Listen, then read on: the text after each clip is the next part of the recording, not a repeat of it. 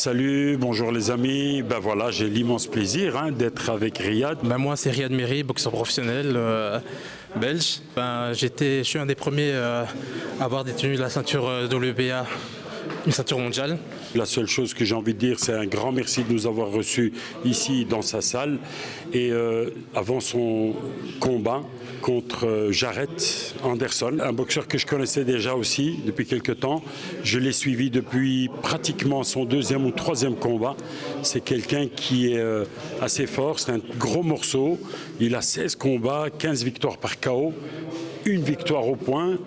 Contre Charles Martin, exactement. C'est le champion du monde IBF, ouais, c'est ça. Qui a été battu par Anthony Joshua, ouais, c'est bien ça. Et donc, voilà, et c'est le seul qui a tenu la limite, mais qui a perdu. Mais j'ai entendu pas mal de gens dire que tu partais un peu en outsider. Moi, j'y crois vraiment pas, je te le dis.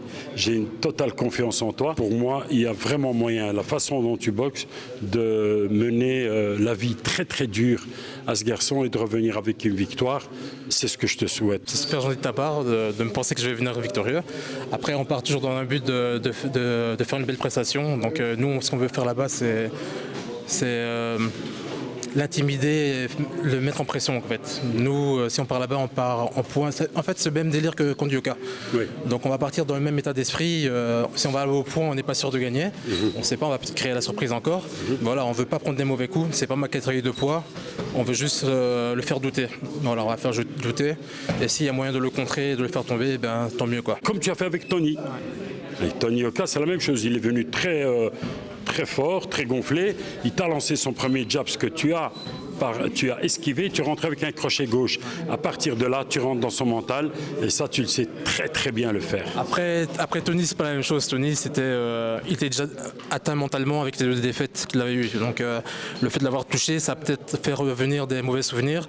Donc c'était plus facile de rentrer dans sa tête comme ça. Anderson, lui, il est sur que des victoires. Il est en ascension au niveau mondial, donc ça va être plus compliqué de le faire douter directement. Et je pense que le but du jeu, justement, de le faire douter directement, c'est ça. C'est directement, il doit être touché. C'est comme il y a eu avec Tyson Fury et Ngannou. Il est venu là en touriste, Tyson. Ouais. Tyson Fury est venu, il l'a pas pris par respect. Et il est tout le temps victorieux, lui aussi. Contre un qui n'a jamais boxé. Jamais, oui, je parle de combat de boxe. Et là, qu'est-ce qu'il a fait? Le premier coup, au premier round, il le touche au plexus, un direct du gauche. Si tu fais attention à ça, il a fait une toute petite parade et il est passé. Là, il a eu très mal Tyson et à partir de là, il a fait attention. Et moi, je pense que tu es très fort. J'ai pas de conseils à te donner. Je te l'ai dit au début, j'ai confiance. Si j'ai confiance, c'est que j'ai pas de conseils à te donner. C'est super gentil. Après, comme je l'ai dit, on part vraiment dans une optique où on ne veut pas se blesser. On peut revenir avec une grosse blessure puisque moi, ma carrière, c'est en bridger, donc j'ai pas envie d'être blessé, de plus continuer dans cette voie-là.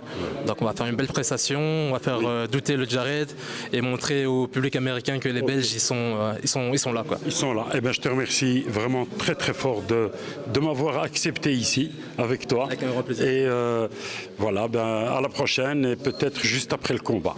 Avec un grand plaisir. Voilà. Salut tout le monde. Ciao, à bientôt. Salut, ciao.